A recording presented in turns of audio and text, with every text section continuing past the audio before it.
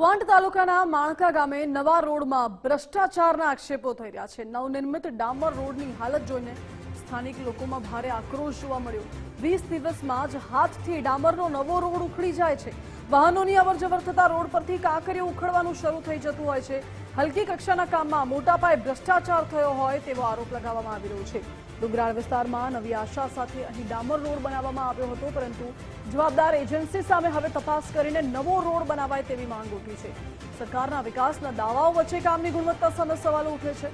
ગ્રામજનોએ સોશિયલ મીડિયામાં video viral કરી આક્રોશ ઠાલવ્યો। તંત્ર દ્વારા રોડના કામમાં યોગ્ય તપાસ કરવામાં આવે તેવી માંગ ઉઠી છે। છેવાડાના ગામ સુધી વિકાસના કામો પહોંચે, પરંતુ તેમાં ભ્રષ્ટાચાર થઈ રહ્યો છે।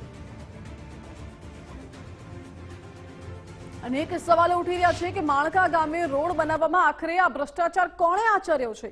તંત્રએ, અધિકારીઓએ કે કોન્ટ્રાક્ટરે? રોડના કામની ગુણવત્તા તપાસવાની જવાબદારી કોની હતી?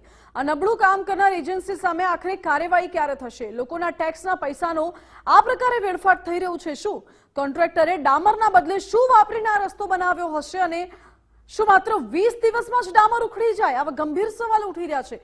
ઉચ્ચ અધિકારીઓએ સ્થળ પર તપાસ કરી હતી કે નહીં? અને હવે જ્યારે આ વિડીયો સોશિયલ મીડિયામાં વાયરલ થઈ રહ્યો છે, તો શું આની ઉપલી કક્ષાએ નોંધ લેવાશે? તપાસ કરવામાં આવશે કે કેમ? એ સવાલ છે।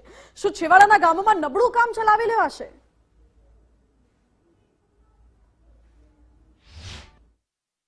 આ રોડ 3 રસ્તાથી 4 રસ્તા સુધી ડુંગરવાળો રોડ છે અને આ રોડને આશરે 20 થી 25 દિવસ થાય બનાવતા, અને આટલા દિવસોમાં એની કાંકરી નીકળી જાય, હાથથી પણ નીકળી જાય, અને આ રોડની ખૂબ મોટી ભ્રષ્ટાચાર છે એવું લાગે છે અમને। અને આ ઉનાળાની સિઝન પહેલો જ આ થાય, અને પછી વરસાદ પછી લાગી જાય તો તૂટી જાય એવું લાગે છે।